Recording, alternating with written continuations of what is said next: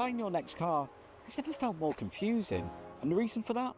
There's now so many engine types to choose from. Do I stick with the trusted petrol? Do I go a little bit greener and get myself a hybrid? Or maybe it's the right time to make the switch to all electric. If that sounds familiar and you've been asking yourself them same questions, well, you're in the right place. Because in this video, I'll be giving you a rundown of each different vehicle powertrain, whether that's petrol, all the different hybrid technologies, or the very much Marmite EV. And if you've just started your car buying journey, then check us out here at Motor Range with sites in Manchester and Liverpool, because we have over 2,000 cars in stock, meaning the right car is just one click away.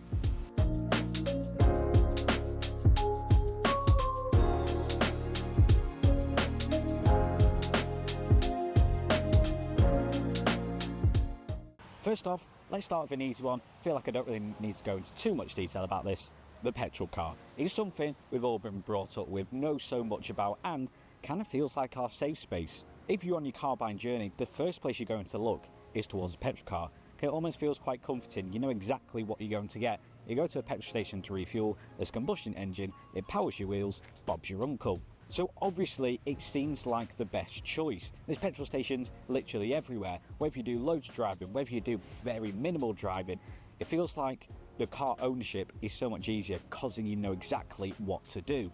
But in this day and age, the way the automotive market is going, the push towards electrified vehicles, petrol cars are becoming more expensive to own, not just in rising fuel costs, but also in tariffs towards CO2 emissions, car taxes going up. And yes, you could argue, well, petrol cars, especially used ones, are getting cheaper with more people making the switch, so the kind of is more available.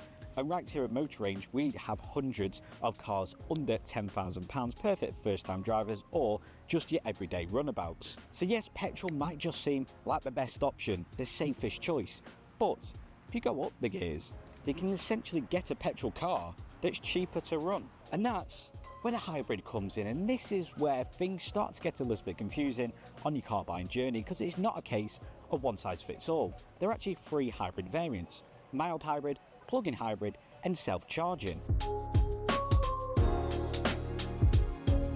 First, let's start with the simplest form of hybrid technology, a mild hybrid. This where you have a petrol engine and an electric motor.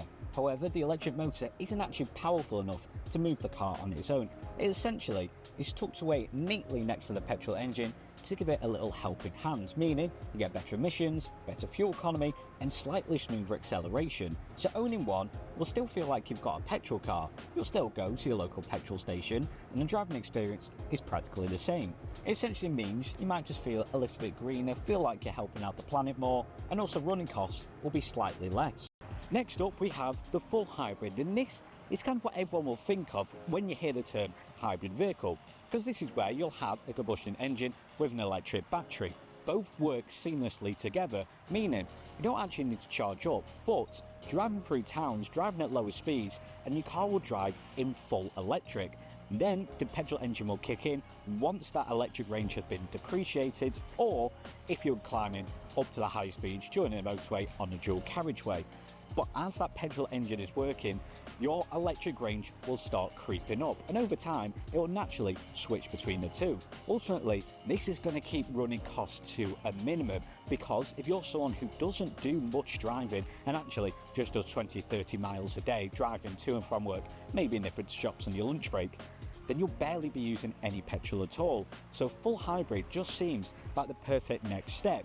You're not quite yet committed to a full electric, having to charge up or even worry about charging, but you want to be a bit greener and you don't want to visit a petrol station as much. The only downside, hybrid vehicles can be more expensive in the upfront costs. Matter of fact, there's more parts. You get an engine, a battery and a motor. A petrol car just has an engine, so naturally it's going to be more expensive, but over time, then pounds will start working themselves off and you'll be reaping the rewards. If you were keen on the idea of electric but weren't quite ready to make the switch, then perhaps a plug-in hybrid could be the perfect solution. Like a hybrid, it will use petrol and electricity to run, but you'll need to charge the battery at home or at a charging station. You might think a petrol station visit alongside a charge station trip is too much of a faff. Well, because the battery is a lot smaller than that in an EV, on average a plug-in will produce 50 miles of electric range.